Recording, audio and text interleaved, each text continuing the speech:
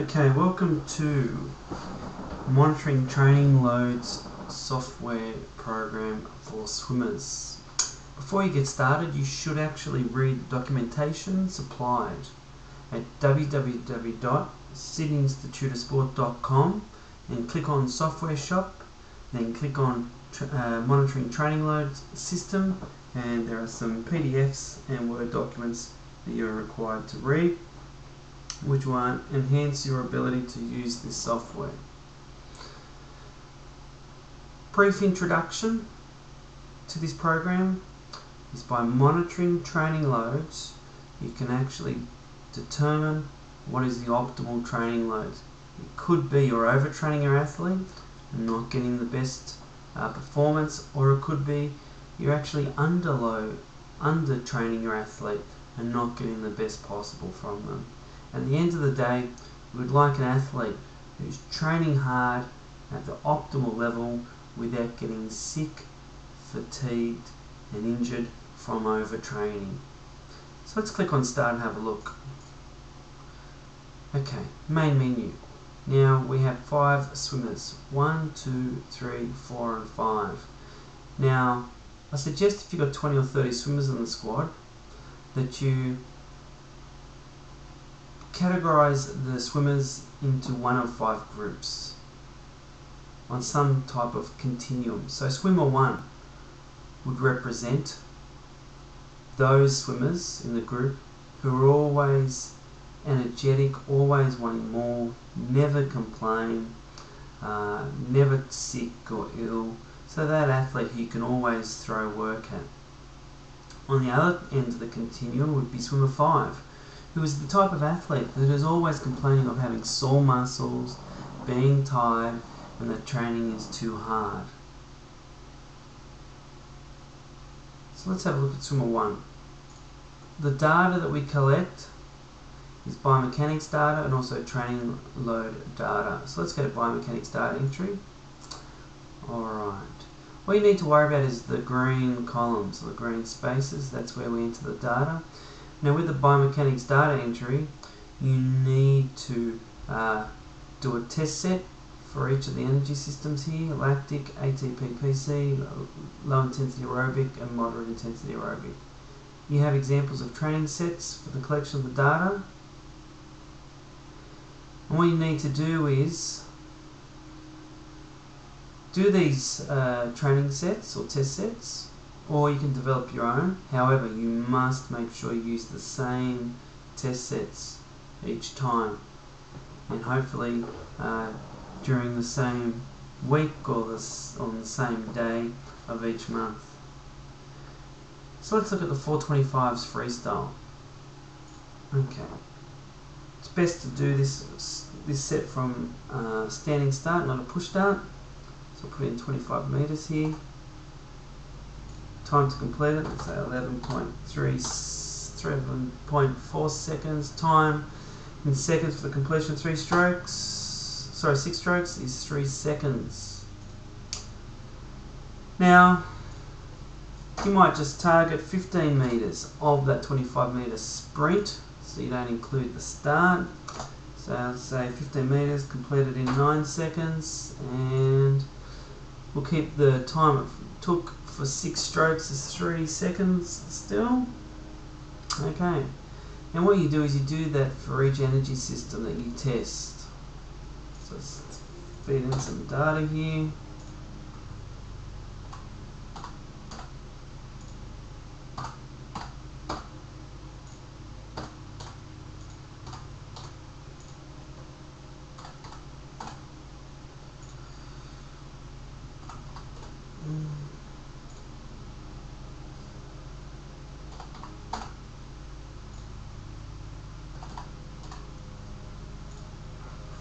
Okay, and you do that for each month. Add all the data in, just into the green columns. Let's go back to the swimmer 1 main menu. Let's go to training load data entry. Only worry about the green columns. Okay, illness. If the athlete is sick, write 1. If the athlete is injured and the injury is related to swimming, write 1. If they are not sick or have an injury from swimming or swimming related, just put 0. Next column, rate of perceived exertion for the morning session. You need to refer to documentation that supports this software.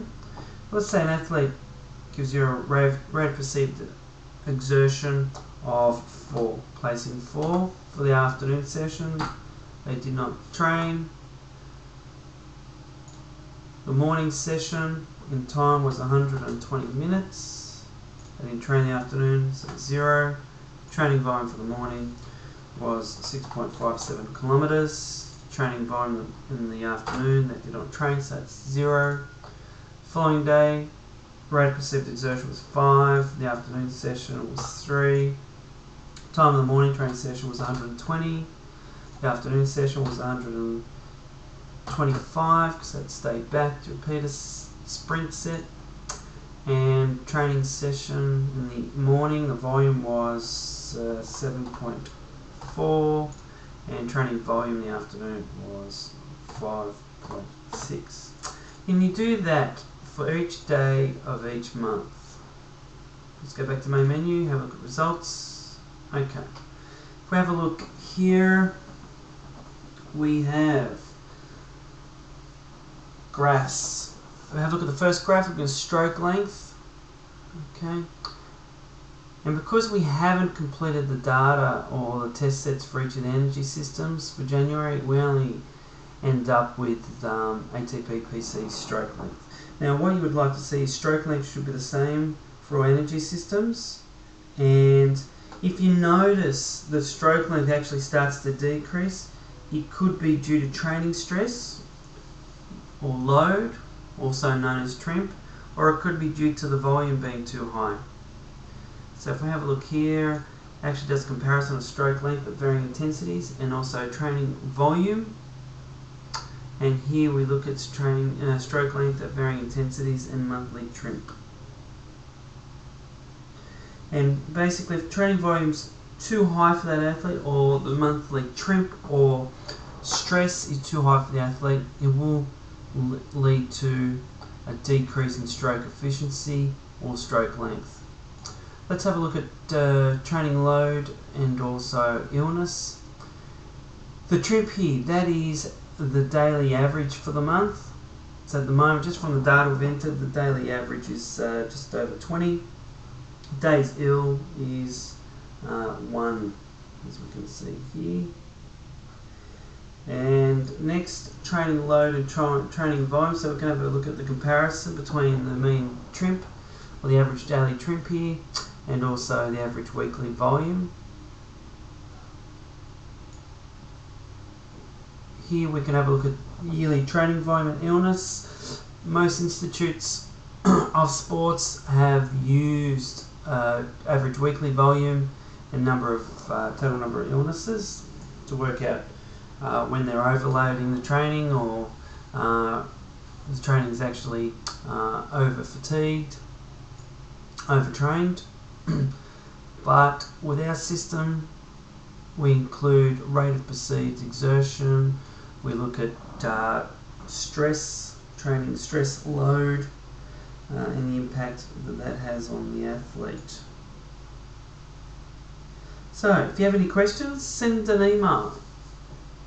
The address is admin, A-D-M-I-N, at sydneyinstituteofsport.com, or go to the forum on the website of sydneyinstituteofsport.com, and you can post a question there in the forum, and I'll be happy to answer your questions.